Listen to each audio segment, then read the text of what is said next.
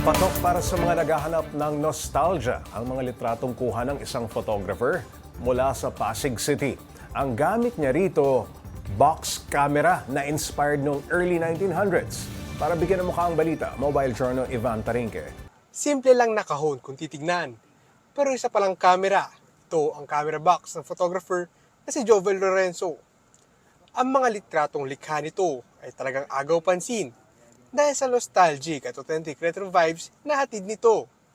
Hindi nakakapagtaka na maraming nahihikayat magpa-picture, kabilang na ang ilang sikat na personalidad. Pero kung sa iba, segundo lang makikita mo na ang resulta, sa camera box, kailangan ng pasensya. Ang pag-akma ng komposisyon at pagkuha ng litrato ay pwedeng umabot ng kalahating oras. Depende kung gaano ka-still ang subject. Depende sa sitter, kung gaano kakulit. Pero okay lang naman yon, mabilis, matatapos pag maayos lahat. 1900s na pumatok ang camera box lalo na sa mga street photographers sa Europe. Dahil dito, same day develop ang negatives at positives. Yung mga gumagawa nito, nagpe-perform ng ganitong klaseng camera is sa street sila pumupunta para kasi may ilaw na sila. I-develop nila at the same time yung picture, parang instant may picture na sila kagad. Ang camera box ni Jovel hindi gumagamit ng kuryente at mano-mano ang pagset ng mga settings para makuha ang perfect shot. Imbes din na film, photo paper na ang nasa loob ng camera box para sa pag-develop ng litrato. Pero kailangan kapain ang lahat sa isang dark room para maiwasan ang pagpasok ng liwanag na makakasira sa imahe. Kaya ang finished product, maaaring 3 araw pa bago makuha. Mahirap ang paggawa eh. Mano-mano yung paggawa eh. So kaya siya ganun kahirap ang paggawa. Hindi ganun kadali. Bawat kuha gamit ang camera box ay nagkakahalaga ng 3,000 piso. May kamahalan, pero para sa iba, priceless naman ang ganitong klaseng experience. Iilan na lang ang mga taong gumagawa at gumagamit ng camera box na ito. Kaya aminado si Jovel, posibleng tuluyan itong mawala sa hinaharap.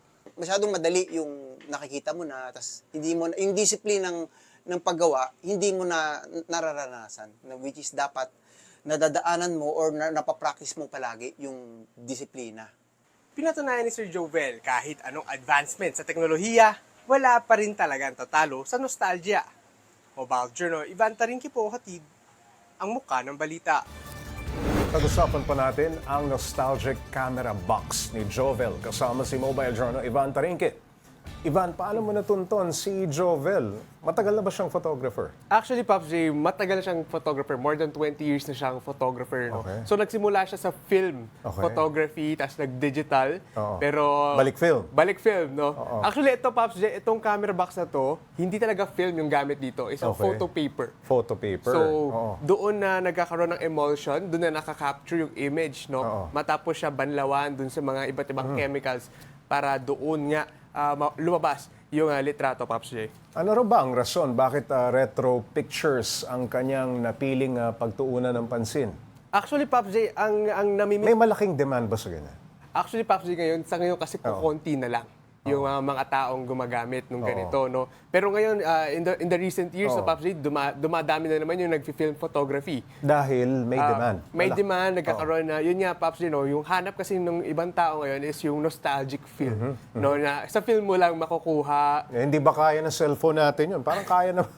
Actually, Pops J, yun nga yung isang difference dito, Oo. no? Una-una yung technicalities kasi, no, unang-una yung size ng sensor. Okay. Magkaiba yung size ng sensor. Iba Ito talaga, oo. Iba talaga yung dating, Pops J. Kasi itong Ito, may dala ka pang sample. Pakita Ito. naman natin. May dala kaming sample. Ito yung Sumalangit na... Ay, sumalangit na. ano ba to? ito, ito, Pops J. Ito yung isang litrato na kuha doon sa isa pang version ng camera box ni Sir Jovel. So makita natin, ito ako.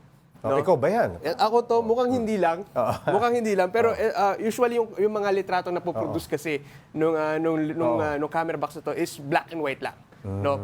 So yun lang. And magkakaroon ka lang ng option kung gusto mo siyang kulayan. Mano-mano rin yung pagkukulay ng mga ibang parte. Lumang-luma ang dating. Ang gara. Maraming salamat, Mobile Journal Ivan Tarinque.